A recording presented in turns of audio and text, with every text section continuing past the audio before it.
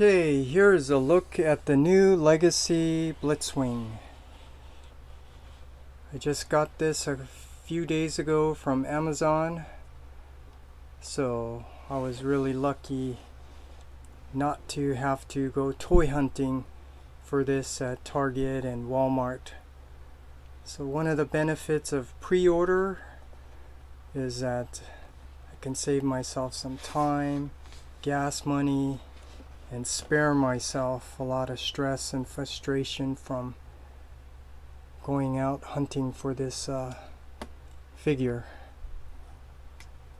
So that's a quick look at the figure, but let's get a close-up look at that head, because this is really a nice head sculpt, very cartoon accurate.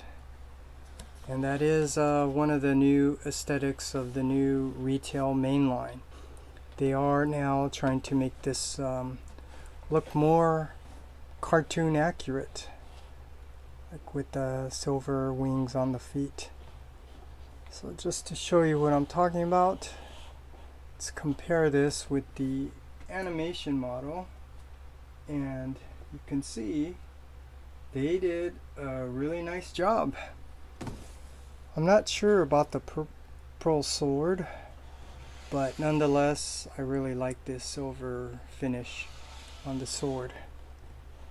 And then the back view, well, you got to put that kibble somewhere, so this part does kind of resemble the original G1 toy, so I think it's really cool. I think they did a really nice job. So that's a look at Blitzwing and his accessories.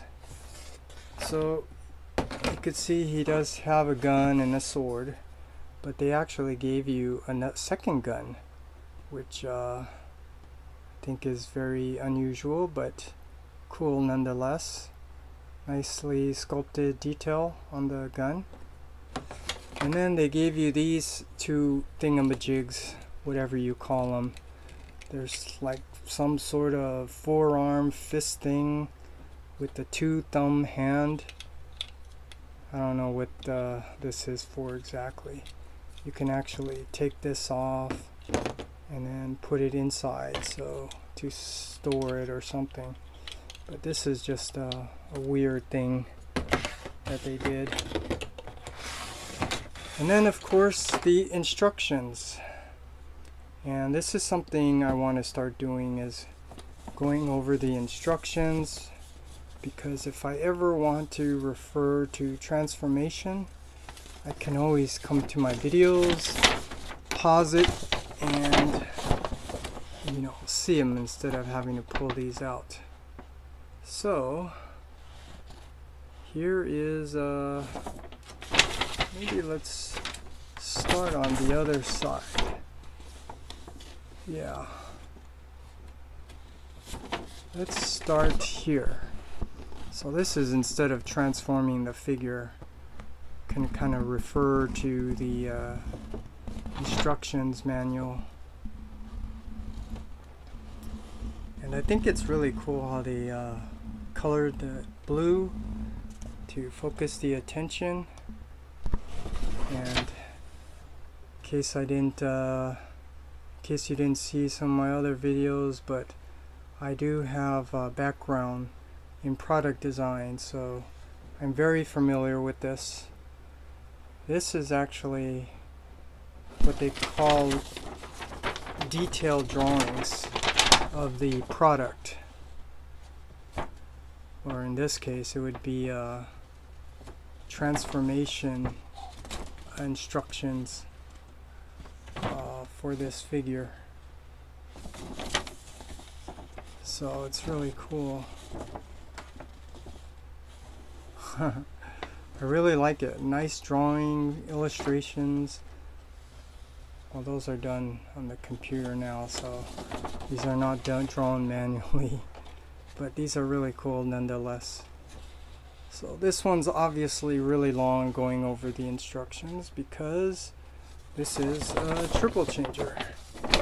But that's the instructions. So I got that now on video. So now, like a lot of my videos, I like to make comparison with the previous versions of what I have. So first there was the original G1. That's the original G1, which I really like. And then there was no Chug, stands for Classic, Henkei, Universe, and Generation. But they did actually make the Generations Blitzwing. And that one was too big. He should have been deluxe size, so he fits in with the rest of the Decepticon Chug figures. But I don't have it because I actually gave that one away to my friend. But I forgot his missile. So this is all that I still have left, but I need to give this to my friend. And then after the Chug or Generation, then there was the remake, which was I don't know what the US version was, Power of the Primes or something, Titan's Return. But I actually got the Takara Tomy version, because you heard me mention many times Takara Tomy, before that joint thing, whatever that was, the Takara Tomy's did a better job on the paint finish to be more closer to the cartoon. And so just to point it out, I mean, look at this nice purple color, really nice. So yeah, this was the previous version, and what's cool about this was the gimmicks. This is a headmaster. Isn't that funny? But you know, if you're a little kid and playing with these things, that's what's kind of fun about this, is that they have these gimmicks. So that's what I was telling my friend, who's actually a toy designer. Actually, he's an illustrator, but a toy designer. Kind of just like Aaron Archer when I met him. He's actually an illustrator, not a product designer. But anyways, I was telling him, it's all these little gimmicks that make these toys really fun. So I can see how this was really fun. Okay, so after that, well, there was like the Masterpiece stuff, and there was first the KFC Masterpiece, which it looked cool, but then I didn't get it after I found out about all the issues with the legs, right? So I passed on it. But that was really cool for a Masterpiece, especially after Fans Toys is taking forever to make their version. And then there was a discount sale on it on BBTS, which I was tempted to get it, but I passed, and so now I really regret it. After Fans Toys still didn't make their Blitzwing yet. But that was the Masterpiece. But what I did end up getting was the DX9 version, which was really nice. DX9 makes some really nice figures. But the thing is, with this particular figure, it was just too big. And he was just bigger than the DX9 Astro Train, so yeah, guess what? I also gave this one away to my friend. So he enjoyed it. Showed me pictures of the transformation to the tank mode, which is really nice. And then the jet mode. So yeah, I know this is really a nice figure, but I gave that one away. And then everyone's waiting for the Fans Toys version of Blitzwing. Yeah, this looks really nice, except if you look at those thighs, I hope they trim it down a little bit, you know, to be kind of cartoon accurate there. The lower part of the thighs are kind of smaller, but anyways, really waiting for the Masterpiece version of by Fans Toys. And then there was the mini Masterpiece. The Mech Fans Magic Square and New Age didn't make it, but thank goodness for Mech Fans Toys, because here is their version of Blitzwing, and this is really nice. I mean, look at how they made theirs cartoon accurate with the feet, even the legs, all the detail. Purple sword. Oh, and so I guess I can do this. I'll show you some images of the other modes. So the tank mode and the plane mode, which I think is really nice, because what's accurate is actually the gray on that plane, and that's what was disappointing on all these other figures, that they did not do that.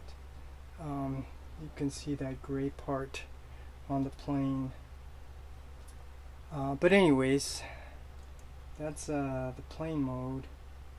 And then might as well just look at the tank mode also. So that's what he looks like in tank mode. So anyways, this is all that I have left of my Blitzwing collection.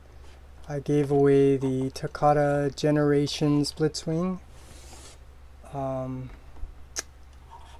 I gave away the DX9 Masterpiece scaled version of Blitzwing. And I'm waiting for the Fans Toys. So right now, this is all that I have in my collection. So, but this was all about the new Legacy Blitzwing, the retail. So this is really nice.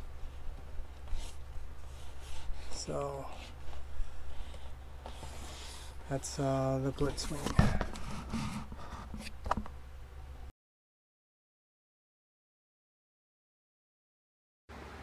Okay, I'm sure this is a comparison people would probably want to see. How does he look next to Astro Train?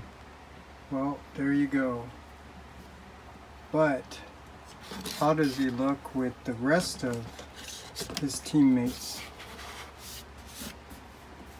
So Dirge, Ramjet, Thrust,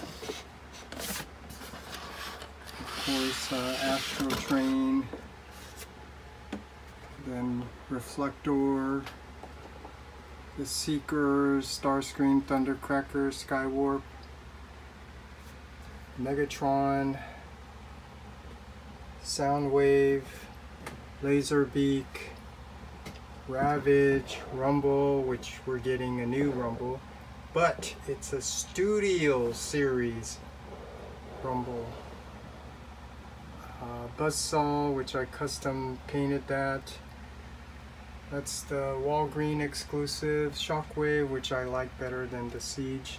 I do have the Siege. Then Motormaster, Dead End. And I need to do a review of Wild Rider. Then Kickback, looking forward to Bombshell, Shrapnel.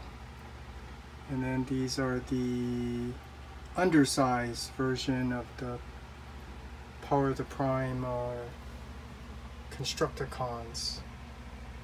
And then